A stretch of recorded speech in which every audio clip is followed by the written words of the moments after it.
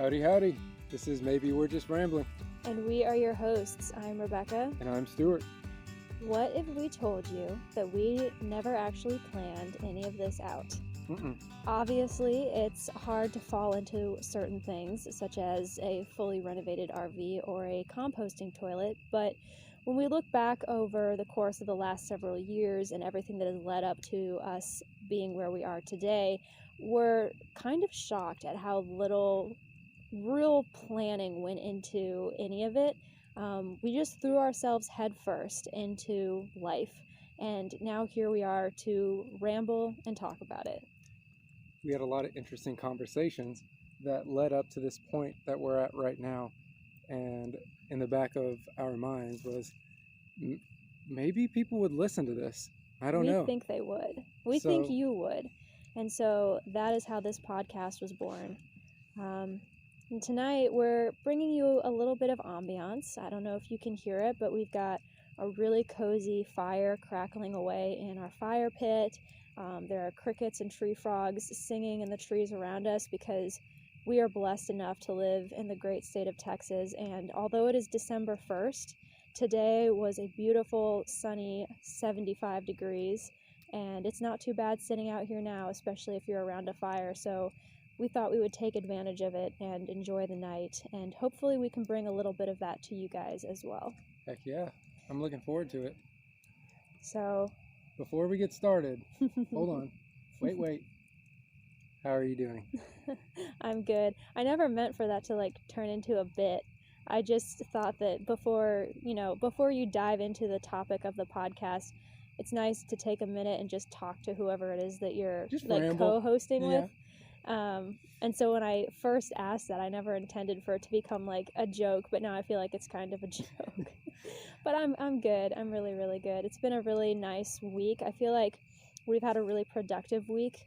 All of the gears have just been clicking and locking into place. We've had a good groove. We've started to tick off some really big items on our big picture bullet list. And that feels really, really good. Do you wanna share perhaps what one of those is? It's big. No? Should we spoil it? Or should we talk about it next episode? Well, we don't have any confirmation of anything yet. So this is all a we hope we would kind of thing. I think we should go ahead. We've already teased it enough. Yeah. So we clearly live in our RV. We clearly full-time in our RV. And a very popular pastime for many RVers, seasonally or full-time, is to go to a campground and work there for, the big chunk of the season for them. So if that's somewhere northern, you're looking at, kind of the summer. And we have been blessed enough with the opportunity to be going to school online, and we're probably not going to go to school during the summer. And no. One thing we've really kind of made a staple of how we enjoy ourselves is by traveling and seeing new things and activities based on that.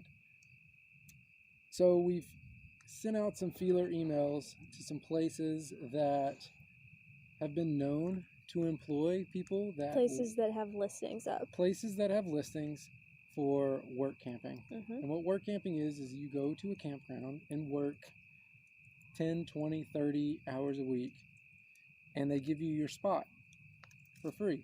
Some of them, even if you stay through the end of a season, they give you a bonus. Some of the places, they pay you an hourly wage as well. But we've put out some feelers and sent some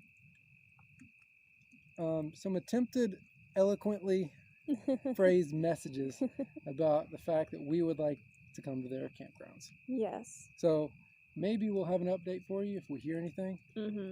Yeah, this is really, really exciting because in the full-time RVing world, there are all different ways that people supplement their income or make a living while being in an RV and traveling and everything. And work camping is a huge part of it. And it's crazy because there's this whole separate world that if you aren't in the full-time RVing space, you won't know about, or you won't understand it. or you won't understand. But it's this like sub community of people who travel and live either in an RV or a bus or whatever, and go around and like take up these jobs working. And we're still figuring all of this out, so that's kind of cool for all of you listening, because you're going to be able to kind of learn with us. And we hope to just use this as an opportunity that we can springboard from to build experience and a resume. And also it pushes us to get out there and go to places that we might not go, for like upstate Maine, for example, or the Upper Peninsula of Michigan, or just places that we might not ordinarily go. It gives us a reason to go there, and then once we're there, it's like, well, this is our oyster. We might as well take advantage. Spider web out from there. Exactly. Blaze a trail. So hopefully we're being very preemptive. I mean, it's not even the new year yet, and the places that we're reaching out to are far north, so they are in like the dead of winter, so they're probably not even thinking about summer campers yet. So we're being pretty early, but we also Better to be early than late. Exactly. We don't want to miss any opportunities. And we're just going to keep being persistent and following up. And I have no doubt that we will find something, if not a work camping thing, then a volunteer thing, something somewhere. It's a big, wide world. And the United States is huge. I mean, it is huge, guys. I mean, I've lived in the United States my whole life, and I just don't think that you can really grasp how vast it is until you start to like travel through it, and then it's like, wow. We're driving and going 60, and we're missing everything, but we're seeing so much in between, just destinations and map dots. Yeah, so there's a lot out there, a lot of opportunity. But that's a big thing that we've been starting to chip away at this week, just finding places. And whenever we reach a conclusion of some sort, or when we get some kind of a result, at some point down the line, we'll sit down and share like how we found the positions that we find, assuming we find them, and tips and tricks and that kind of thing. But like I said, we're still in the learning phases. Yeah. So anyway, that is kind of what has been on our plate so far this week. Tomorrow we are going to be going to Mission Tejas State Park to volunteer. It's somewhere that we've been volunteering for the last year. When we haven't been on the road, obviously, I started going out there, and I kind of drug you along for the ride. I knew I needed to do it, and I knew I wanted to do it. It just, guys, it was easier to follow you than to. Yeah. Volunteering is great. Not only does it give back to a community, but if you're interested in working in a particular space or field, getting out there and volunteering is a great way to get job experience. It's a great way to network. I mean, I've been offered jobs before based off of nothing more than the fact that I showed up once a week and was consistent over the course of a few years, and the people there got to know me. And it's a good way to give back. And in this case, volunteering with Texas Parks and Wildlife, it gets us outside, it gets us active. Both of my circles for my Google Health on days that we go out there are always closed because we do so much walking. It's great. So we're doing that tomorrow, and I'm really looking forward to it. I like going out there, and I like being in the woods, and it's something that we get to do together. I mean, we do everything together, but it's another thing that we get to do together, and it's like for a good cause, and it feels really good.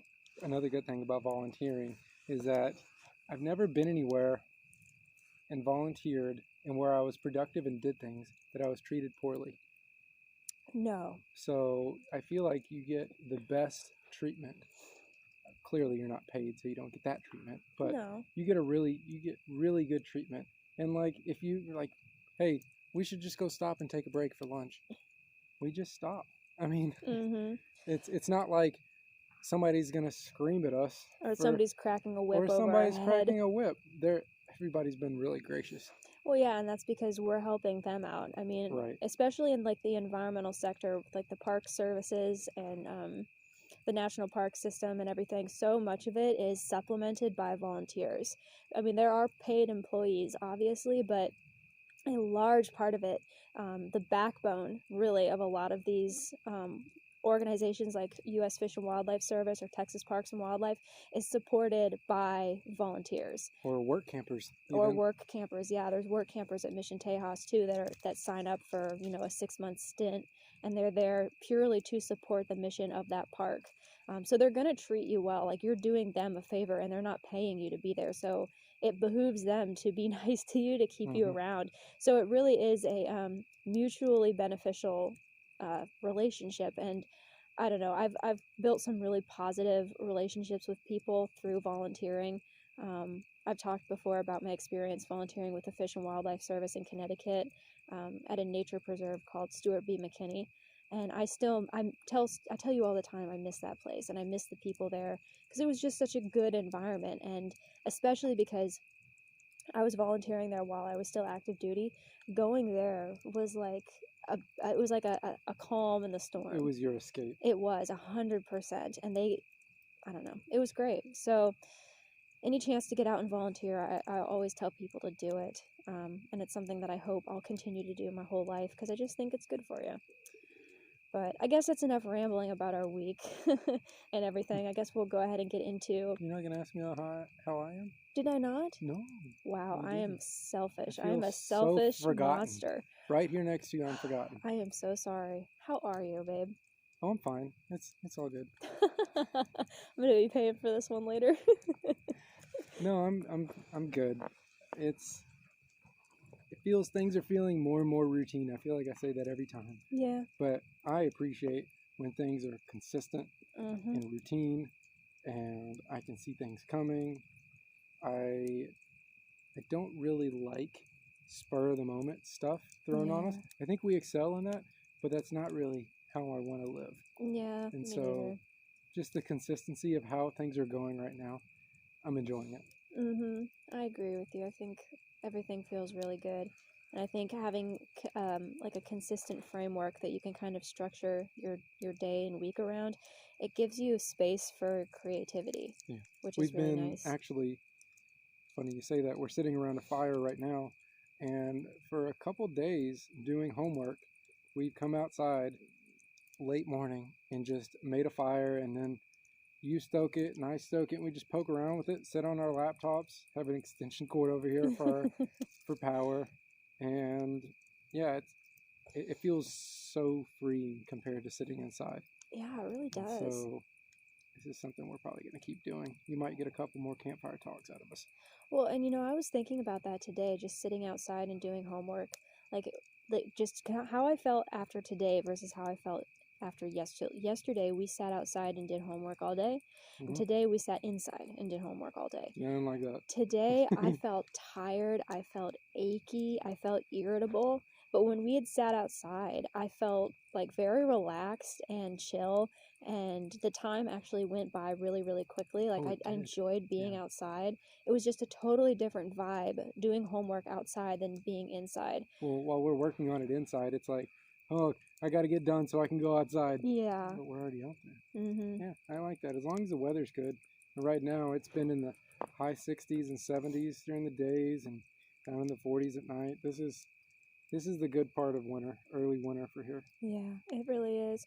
And I think I'll continue to try to be, I mean, I'm outside as much as I can anyway, but to continue to try to do homework outside, just because I've noticed a huge difference in how I feel. And I don't know why that is necessarily, but I'm not going to question it too much. I'm just going to try to, ride that wave. Well, what are we talking about this week? Well, I figured we would update a little bit from our podcast last week. We have a name for our new truck. And I don't know, did you suggest it, or I don't remember how it exactly came about. I said it was like, well, you kept saying this thing, it feels like a tank. Uh-huh. And it was like, what rhymes with tank? Hank. Hank the Tank. So we have named the new Chevy Silverado Hank the Tank. And I think it suits him very well. Yeah. So that's a little bit of an update there. We had said that if anyone had any suggestions to let us know, and we were kicking around a few different things, and I'm a big believer that when you find the right name, it will resonate and it will just stick, and this has stuck. It's a very, I mean, it's a white white truck, just like a Basic.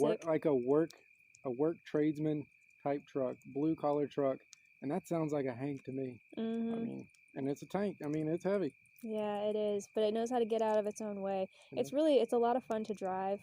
It's so solid. I have no doubt that it's just going to continue to be an awesome addition to our life and really help us out a lot. I agree. So I still have to sell the Tacoma. We have a few people that are interested, and I have no doubt that it's probably going to go pretty quickly. But with due time. Yeah, as soon as it's out the door, that'll be that for Shailene the Tacoma, and that's been a good ride, and she's been a really, really good truck. But, when it's time to make a change, So, when you know. When you know, you know. That brings us to Murph. Yeah, so I was thinking about what we were going to talk about for this episode, and we have so many different options and different ways we could go, but I thought, why not kind of, at least for this episode, stick with the theme that we kind of established the last episode, which is trucks and towing and having a reliable vehicle and the different ways that we've used our vehicles. And since for so long we were using your truck, Murph, the Ram 1500, to tow with, and we mentioned that that's not going to be a good option anymore, I thought that I would kind of sit and kind of interview you a little bit and ask you questions about your journey with your truck and some of the different things you've done, because I think you've done some really unique things that are a lot of fun, really cool. You've been pretty misunderstood by some people at certain points, and I think it's gonna happen. I think your motives have not been well understood, so I just thought this would be a good opportunity for you to sit and kind of talk about that. Is this my chance to prove myself to everyone that what I'm doing is not crazy? Well, I don't know. If you're gonna, I think it's too late to convince anyone that we're not crazy. But I thought you might enjoy talking about it. Sure, yeah, I love my truck. So I thought to start with, you could begin at the beginning and talk about what led Murph into your life and why you chose the truck that you did. Okay, so let's go back about 5 years ago, and I was in Guantanamo Bay. Didn't bring my truck with me there. I didn't feel like I needed to. The base is small enough. I bought a beater there. And when it was my time to leave, I was going to go back home on vacation for a couple weeks and then go to my new duty station in Virginia. And I was thinking about it before I left Cuba. It's like, all right, my truck's back there. It's doing good. It should be good to go. I'll need to, do an oil change, this, that, the other, probably service some things on it. It's like, truthfully, man, I'm going to have so much crap packed in the bed of that thing, because I had a 2005 F-150. It was a two-door truck, no back seat. Like, the wall is your back seat. And I was like, man, I'm going to have so much crap in the bed. Like, what if I hit bad weather? And so I'm like thinking what I can do to get around having bad weather. I could put a tonneau cover on the bed. I could do this, that, the other. It's like, why don't I just get a four-door truck? That makes more sense. I'll have so much more room. I had originally had a two-door truck so that people wouldn't ride with me, so I wouldn't have to pay for the gas, truthfully.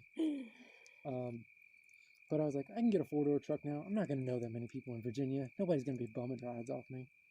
And so I asked my dad, I was like, hey, can you put a for sale sign on my truck? And he's like, you can do that yourself.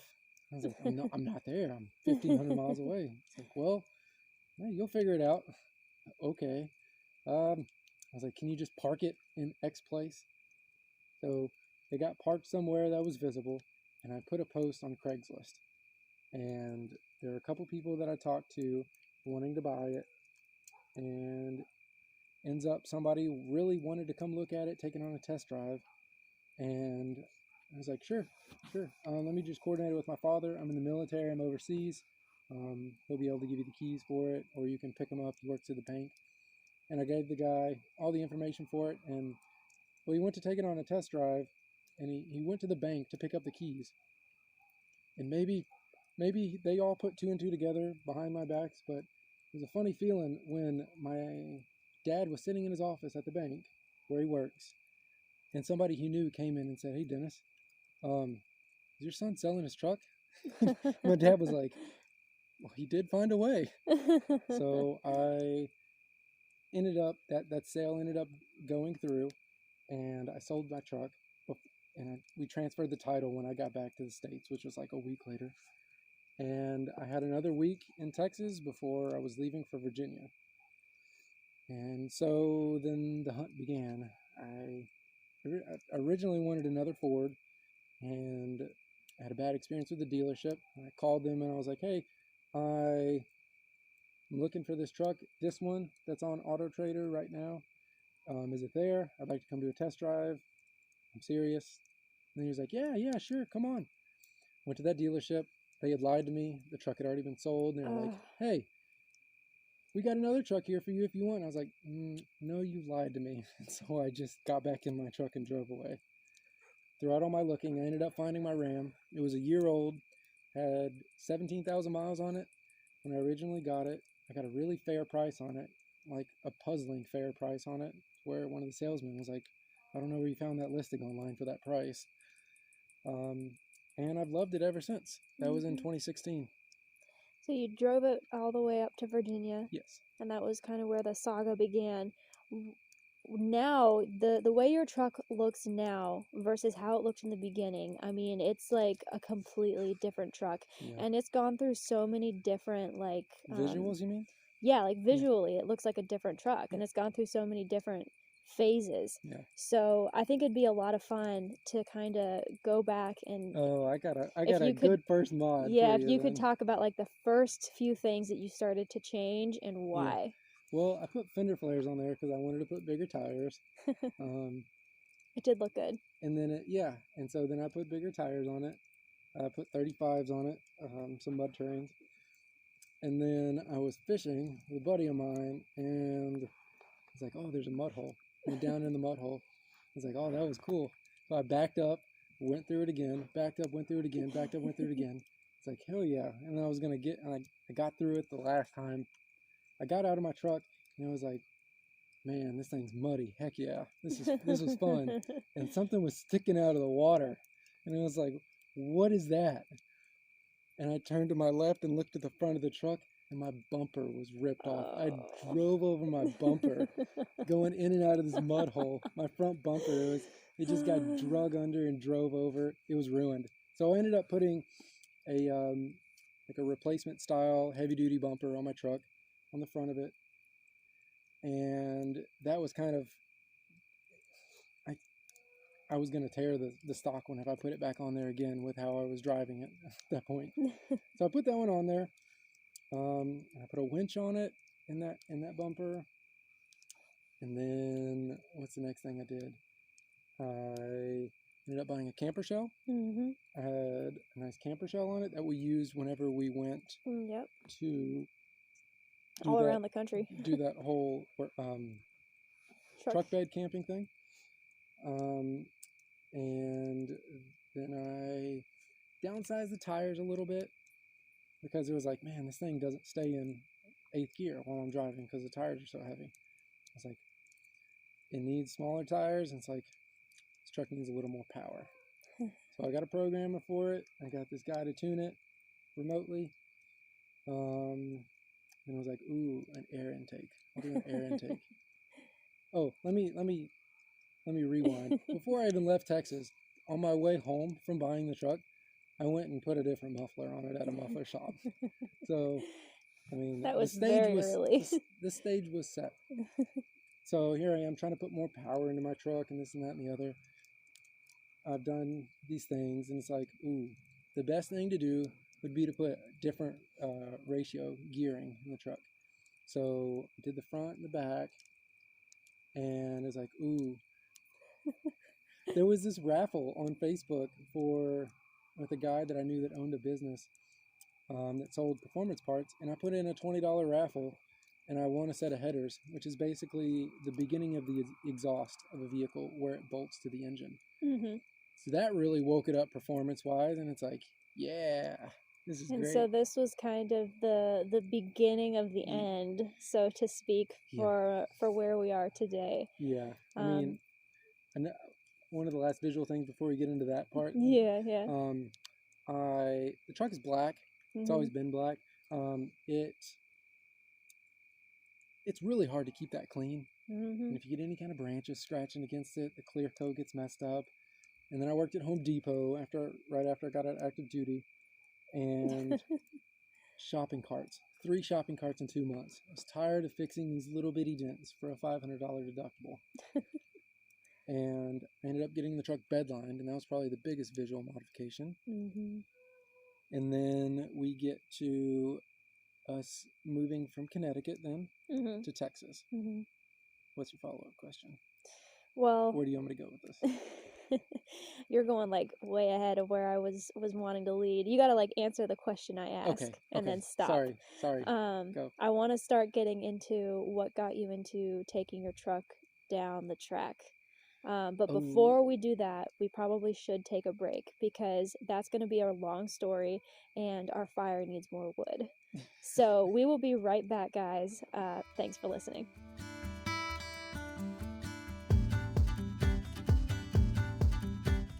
So I guess it's kind of hard to stop me whenever I get on a roll. Y'all, we are back. The fire is stoked. We got some gorgeous, comforting flames. But yeah, you really like ran away with the story there. I was like, I guess I'll just let him talk, and we'll circle back whenever we get to it. I don't know if you're trying to get my attention, but I looked over and I was like, hey, I don't know where you want me to stop. Well, I think it's worth noting that appearance-wise, there have been things that you've changed about your truck from beginning to current day. So all of those things didn't happen like overnight or in the course of a year. It's been over the last 5 years, that you've had that truck. So that's one thing to note. Before you ever covered it in bedliner, I don't even know if you had gotten rid of your camper shell yet. I don't think you had. No, I had not. Before all of that stuff began, you got the need for speed. And I would love to hear you talk about who got you into that, why you were like so captivated by it, and just a little bit of why even today it's something that you really seem to like love. I feel like it's your big hobby. Feel free to just like take it away. Wax eloquent. So how I got started with the drag strip. Kind of the way that probably everybody did, I think. Pretty typical. The drag strip is the place you go so you don't do stupid things on the road. Yeah. That's why they exist, and I appreciate their existence. I was driving from Virginia to Connecticut, where you were stationed, and it was later in the evening, and there's this really loud steer back there mooing at us, I think. But there's a really long bridge and tunnel system that separates Virginia, the mainland of Virginia, to the eastern shore. And it's a long straightaway, long tunnel under the water, long downhill run, and it's late at night, and I was driving an 8-hour drive. I thought it would be a good idea to just, let the horses run. And I gave it some of the skinny pedal. And I was going quite fast. I would rather not say exactly how fast I'm going for insurance purposes. And I happened to pass a two-toned vehicle of some certain type. With a light bar. There was no place to turn around to investigate a situation further until one vehicle got to the end of the tunnel system. And I made a judgment call. I don't know if it was a good one or a bad one. I guess it turned out okay, because I'm still here. and I really let the horses run. It was a scary situation. I would probably take a lot of that back and not do it if I could. But I managed to get away from a situation that I put myself in that was reckless, scot-free. From then on forward, I decided that I would not put myself in certain situations that are reckless in an uncontrolled environment. And so I began going to the drag strip. I went to the drag strip, had a lot of fun, because it's just like, man, you can go and just smash it. You can just floor it for as long as you want until the finish line. And then you can do it again. And that was a lot of fun. I met a guy that lived kind of near where I lived in Virginia. We met there. He had a lot of stuff in his truck, more than me. And he was really cool. I mean, it was just like, it was a really cool community. It's like, I don't know, going to watch like a men's slow pitch softball game on a Saturday afternoon. Just the community that surrounds that, just a fun little atmosphere. Everybody's there to have a good time, harmless fun. And I kind of fell in love with it. Do you want to ask another question before I go deep or something, or change the subject? I don't know. Do you have more that you want to say about? Well, because that's the beginnings of it. Right. So that's the beginning. I guess this would probably be a good point to start peppering in, along with your stories about like going to the track and chasing speed. Really, let's be honest. About how you started to also do like more performance modifications as well, so, and some of the people that got you into that. So I want you to name drop here. You do? I do. I think it would be interesting. Okay. I think because these people are significant people in this community, and it's interesting. Yeah. The guy that I met at this drag strip, his name was Jeremy Maximini in Virginia. It was actually at a North Carolina drag strip. It was close to the border, whatever. We had a really good time. I still talk to him a lot. He's a firefighter for Virginia Beach. Really good dude. And it was just like, man, these people, they're not out to cause harm. They're just here to have a good time. And after I got out of the Navy in Virginia, I moved up to Connecticut and was there for like the winter months, basically, which was like 8 months out of the year. Yeah, it's bad. I mean, who's going drag racing in the snow? Nobody. And there's nowhere near. So that got put on hold until we moved back to Texas. So we moved back to Texas, and it's like, man, I just got started in school last year. I want to get back to doing that drag racing thing. I've been wanting to do that. I had parts that had been sitting on the shelf that I've been waiting to put on for so long. I got them put on, and I went to the drag strip, and a guy that I had bought some parts from before, he invited me. That was Kyle Tingle. He owns Gauge Performance for any kind of Mopar performance accessories. It was him. It was another guy, a friend of mine, Jason Daria, that owns Elite Hemi Performance, and another guy there, Asher Decker. He's another solid dude in that community. And those three had a really good relationship, and I already had a good one too, with the guy that does the computer programming, sets all the parameters, how my truck should run, and the engine, the transmission, all that stuff. I mean, they've always been like the top-notch, best customer service you could ask for, and like somebody that you can, like a friend that you can talk to. Like we get Christmas cards from people because of this. And so last fall it was like, yeah, get back into that. So I went, and they were there at the track. We all kind of hung out together. You know, it was like a crew that I got to join. It was cool. And the guy that tunes my truck, Jay Green, he has Green Racing. It's here kind of regionally out of Texas. He does stuff all over the world, but they've all been at the track and just super friendly with me, helpful. And it's just, everybody's there to have a good time. I mean, it's friendly competition. Who can go the fastest? And yeah. Yeah, I think it's such an interesting world. It's kind of like you look out over the landscape of the world, right? And there's all these paving stones, and all these paving stones represent all these different like communities and clubs. And you turn this stone over, and it's like, you turn a rock over in the garden, and you're like, wow, look at all these bugs and ants and everything. It's like that. You turn that stone over, and you're like, wow, Everything just goes. there's this world, this whole like really interesting world that I never would have known about if it hadn't been for you getting into this. Yeah. I mean, it's the same thing can be said for like full-time RV living and the work camping stuff. And the idea that people are souping up these half-ton trucks to shoot them down the drag strip as fast as they possibly can. I mean, that's crazy. Yeah, all the friends that I'm quoting, they all have Ram pickup trucks too.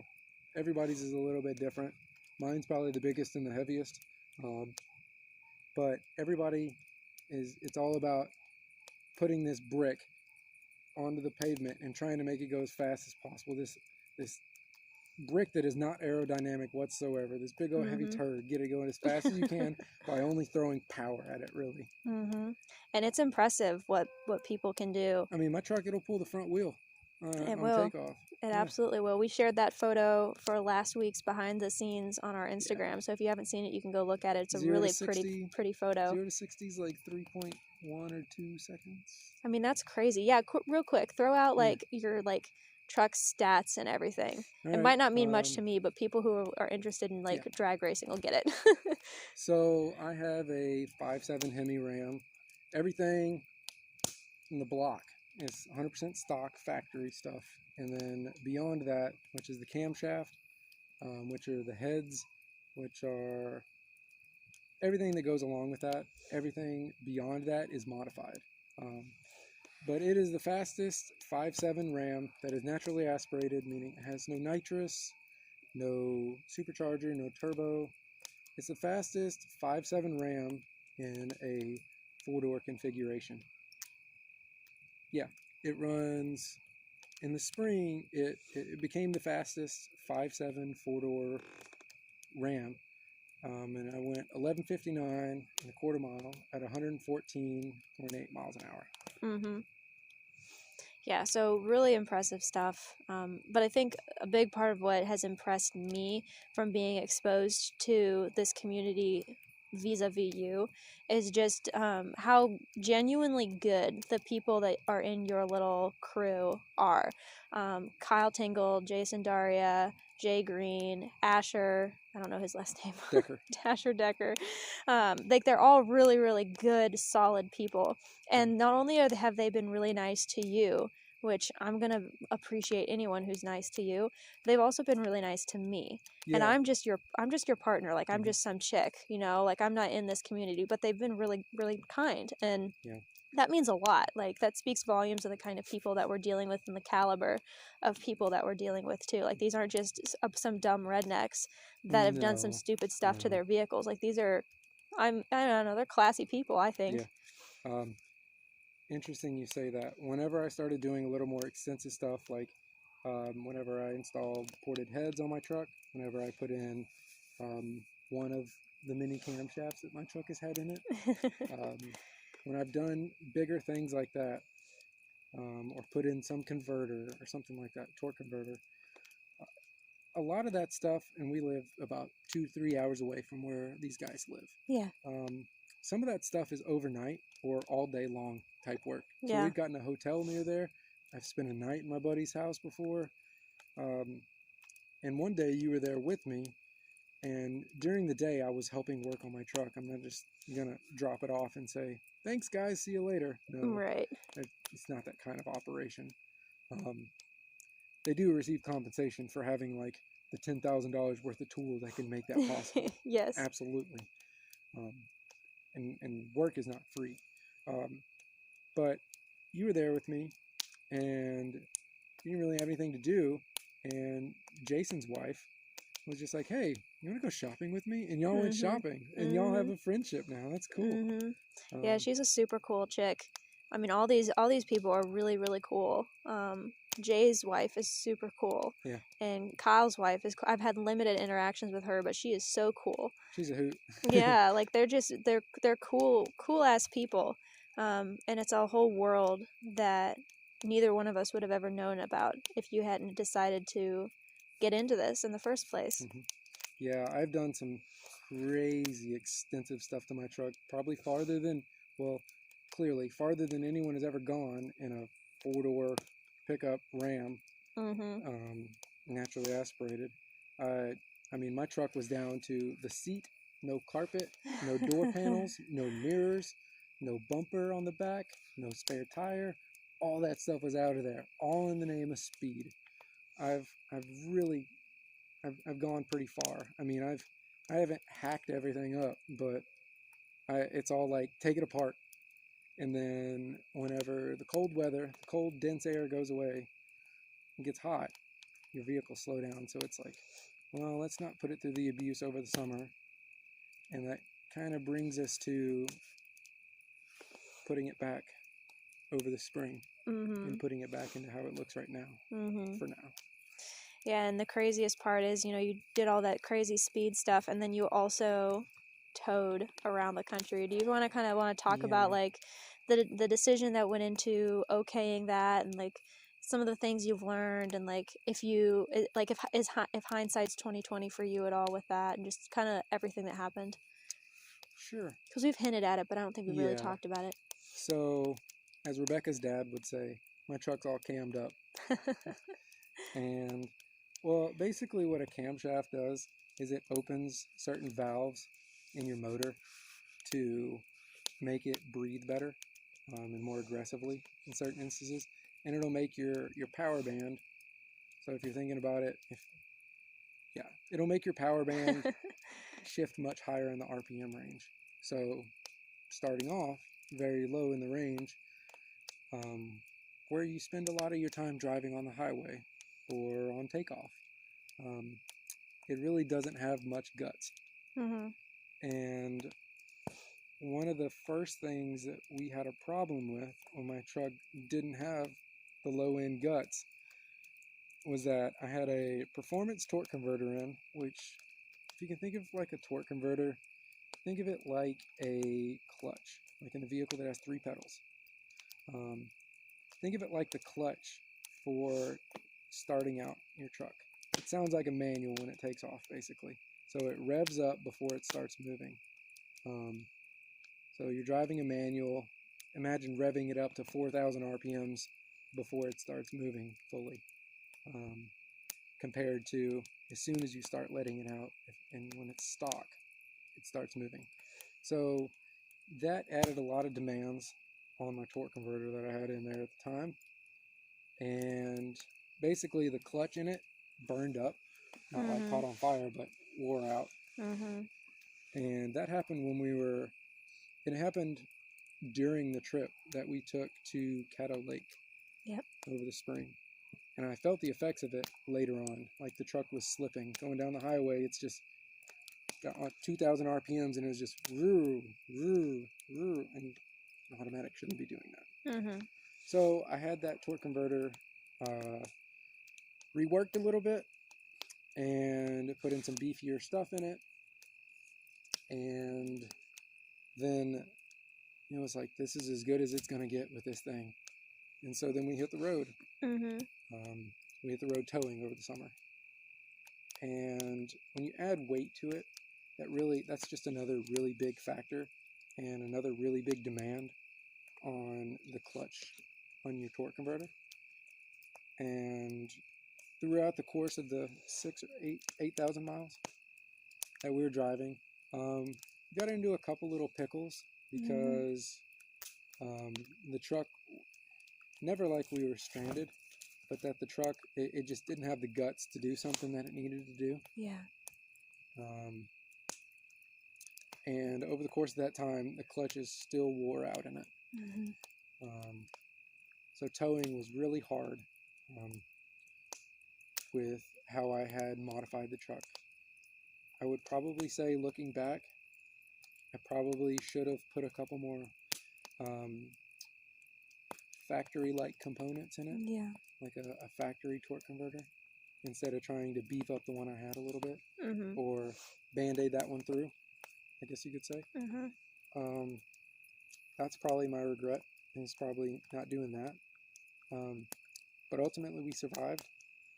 I just, we're coming up on, and it's December now, and the weather's getting cold, and my truck is about to go into that drag racing form. It's gonna need, I have to get another converter for it, and I'll be able to sell the one I have, get it fixed back up and sell it, and it'll be great for somebody. But the next best thing is out already, so I'm gonna be going that route. Yeah, the real regret is that I probably didn't put a more stockish or factory converter in it. I thought I could get the best of both worlds for towing and for that takeoff, like initial rip of torque whenever you leave the starting line, and I wasn't able to get that. Yeah, and I don't think there's any shame in that attempt either, just because, I mean, at the time we had my Tacoma and your Ram, and the only vehicle capable of towing us was the Ram, so we had to use that, but you didn't want to have to sacrifice the massive hobby that you have either, so it made sense to try to find a balance, and in this case, it just was not possible to find a balance. And I think it was a hard lesson that we were lucky enough to not have to learn in a very difficult way, you know. We never ended up stranded or anything. We ended up in a couple pickles, but we were able to get out of them for one reason or the other. Yeah, everything has a way of working out in the end, but that is the biggest reason why it became very evident to both of us that we needed to get something that could move us when we need to move. At like the snap of your fingers, not... Yes, not with a ton of work. Not bolt all your seats back in and carpet and bumpers and all that stuff and then just get it to where it needs to go. It needed to be like a snap of the finger thing. Yes. Where we can just hook up and go when we need to. Like, what if a hurricane, if we lived down at the coast, what if a hurricane came? I mean, it would have been bad. Oh yeah, my truck didn't have any exhaust on it after the headers, basically. So, I mean, rattling your brains out trying to tow something, I couldn't even imagine doing that. Your truck is loud. Yeah. When it's like that, Yeah. Well, what do you think the future for you and your truck is? What do you think the future's looking like for old Murph? Well, let's go to, let me shift this over to, we ended up getting a vehicle that we could go snap of our fingers and hook up. Hank the Tank. Hank the Tank. So we got Hank the Tank, and you're going to be selling your Tacoma. Yeah. Shailene. I mean, my truck, it's still going to be able to drive up and down the road just fine. But because you are willing to do that, it's kind of opened the door for me to be a little more aggressive with my truck. I don't really know where it goes long term. I mean, I don't know how far to see it, but I kind of set up the precedent that I will go farther than anyone else, and I definitely have. And I don't anticipate slowing down on that, figuratively and literally. I don't anticipate slowing down. Anticipate going faster, doing crazier things. The community, the guys that I know, the guy that tunes my truck, the guys that sell me the parts, the guys that help with the labor, the guys that are there to shoot the shit, that's not something that I want to lose. I haven't really had like a true like sense of belonging anywhere, because you and I, we don't really, we kind of hang to ourselves. We do. But that's like the people that I can go to, and we can always be doing something fun. I mean, good, safe, fun, legal activities. No two-tone vehicles in your rearview mirror. Yeah, I guess the future holds that I mean, it's not going to go crazy. I mean, it's already crazy to some people's standards. But I don't think I'm going to go off the deep end and like hack the bed out of the truck. Some people do that. Not for me. Sorry. No Truck. plexiglass in your windows? It's a truck. Yeah, I look forward to going to be doing some pretty aggressive things that I couldn't have done if I was going to have to tow at the snap of the fingers. It was hard because, like last winter, if we would have needed to move the RV, I mean, we could have done it, but it would have been painful with no exhaust, with trying to throw the seats back into my truck, doing this and that, back and forth. The fact that we're a little bit nomadic in that we just kind of go where the wind takes us, this supports that with having Hank the Tank better than with my truck. Truthfully, I mean, even if my truck was factory and all that, Hank the Tank would still, like, and blow it out of the water. He's not even going to shrug with 8,000 pounds behind him. No. It's just, there's a complete difference in the torque that truck holds and what the horsepower in mine does. I agree. It'll be, yeah, this is just I didn't know that this was going to happen. I mean, I'm not mad about it. I'm not, like, the most excited person in the world. Like, hell yeah. It's just, this is an interesting turn that we've taken so that I can still do all these things with my truck and we can still be relatively nomadic. Like right now, we're on some of my family's land that they're letting us stay on. And we're not going to live here for the rest of our lives, clearly. But if we needed to pick up, we could. And that's a real sense of security. Yeah, it's a sense of security to be able to go where we need to go. Yeah. Not that we need to go anywhere currently, but it's like if we needed to go where we needed to go, Hank's not going to, he's just going to shrug it off and be like, whatever, we're going to town, or we're going a couple 100 miles this way, that way. Yeah. Yeah. So, do you have anything that you want to say? Because, you know, it's just the way it goes. Whenever you are doing something that's a little bit out of the norm, or you're going a direction that's a little bit off the beaten trail, you and I both have been exposed to our fair share of criticism from for various things, all kinds of people for all different reasons. A lot of it, I think, comes down to just a lack of awareness and a lack of understanding sometimes. Do you have anything that you want to say? If you could, like, sit those people down, like have all of the people in a room and sit them down and, like, have a heart-to-heart. Do you have anything that you want to say to the people who think that you are just, no, that you're just drag racing your truck because you're, I don't know, sowing your wild oats or something? I mean, basically, listen to this.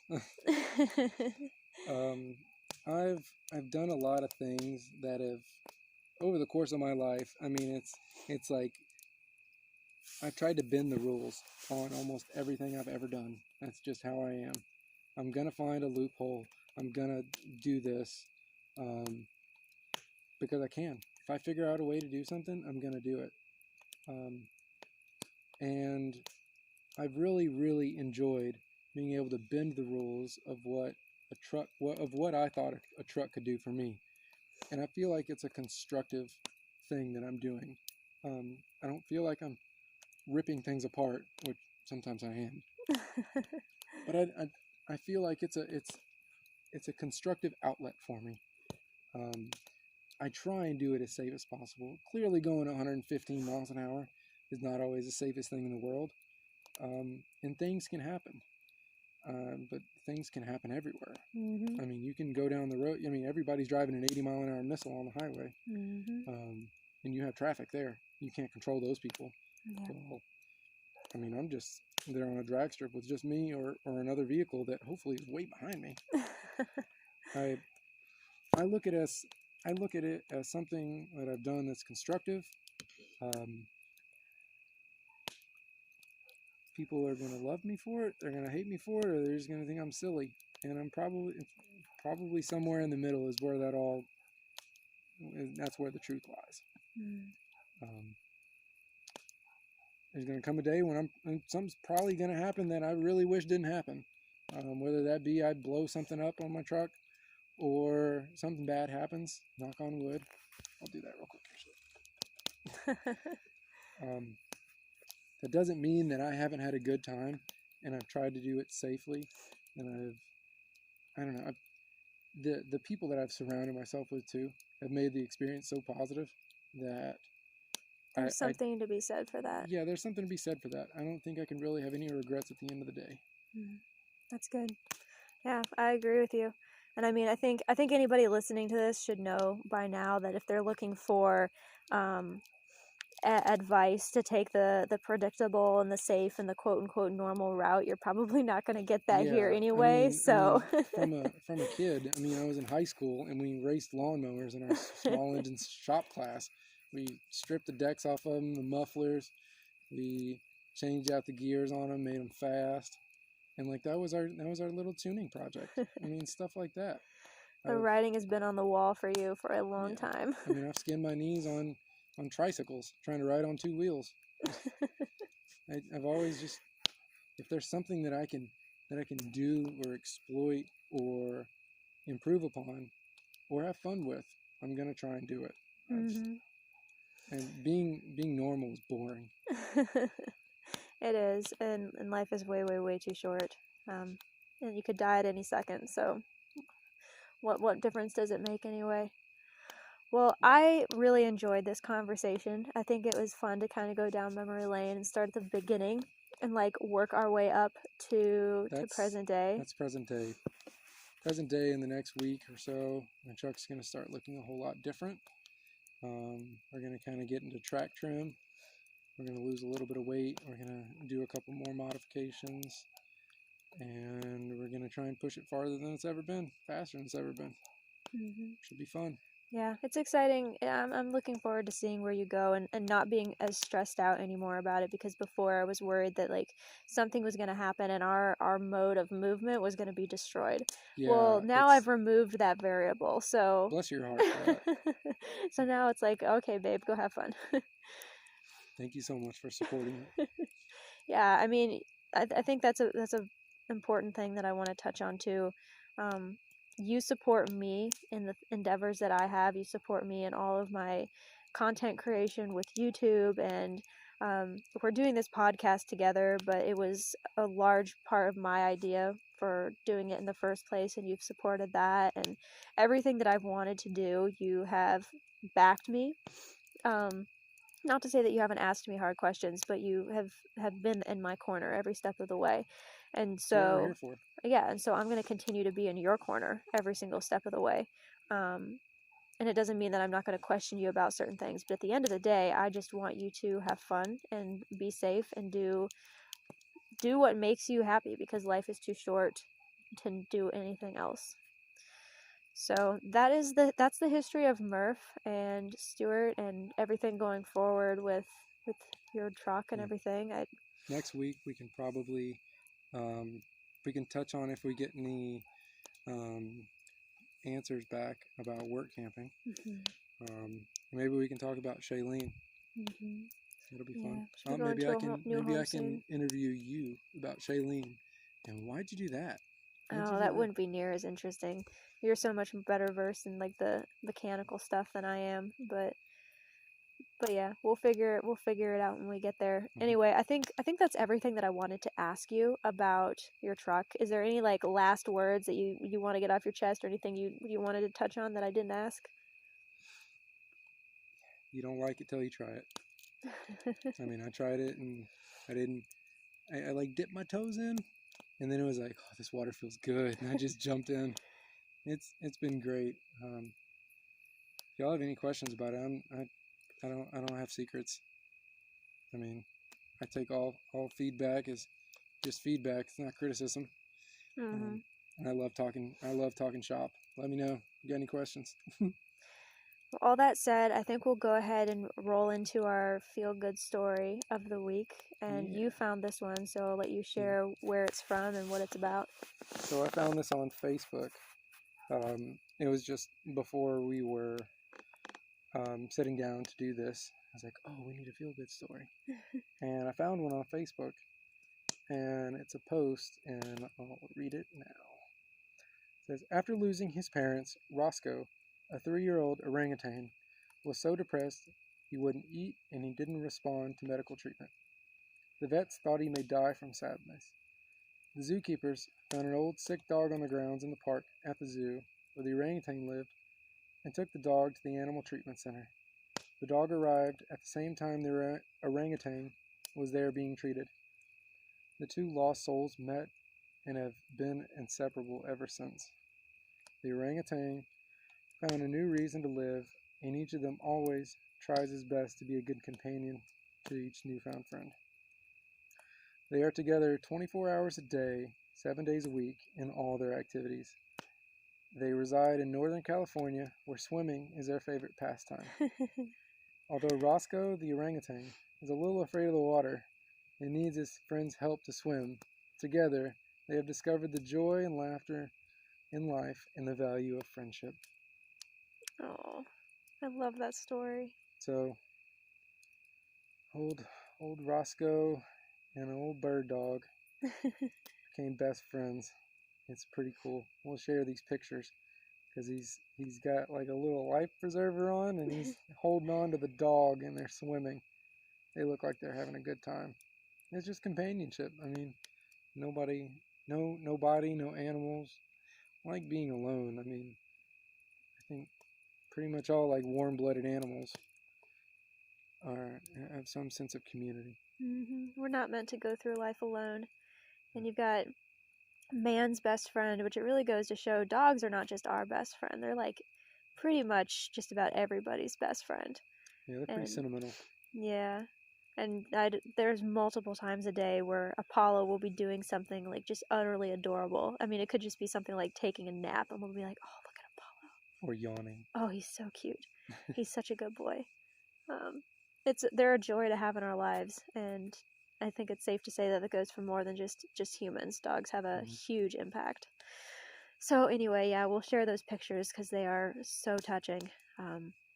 But I thought that made me feel warm and fuzzy, so hopefully it made y'all got the sniffles. Did it feel make you good cry? too. No, I'm like a little congested, and I haven't been wanting to. Sure. I haven't been wanting to clear my nose too hard. Do it. No. Oh, I just looked up and I saw a shooting star.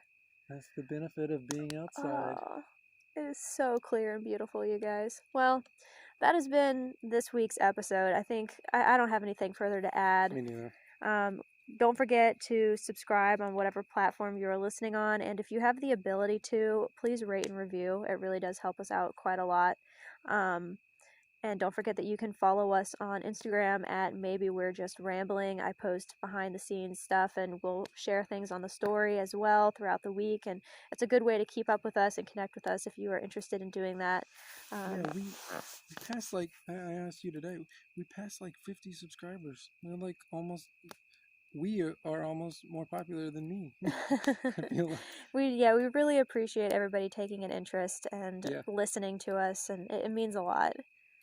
So thank you for being here. We hope you have a wonderful rest of your week, a wonderful weekend, and we hope that we will see you. Well, we won't see you, but we hope that you will listen to us, tune in to hear us next week as well. If we don't see you here, we'll see you on the road.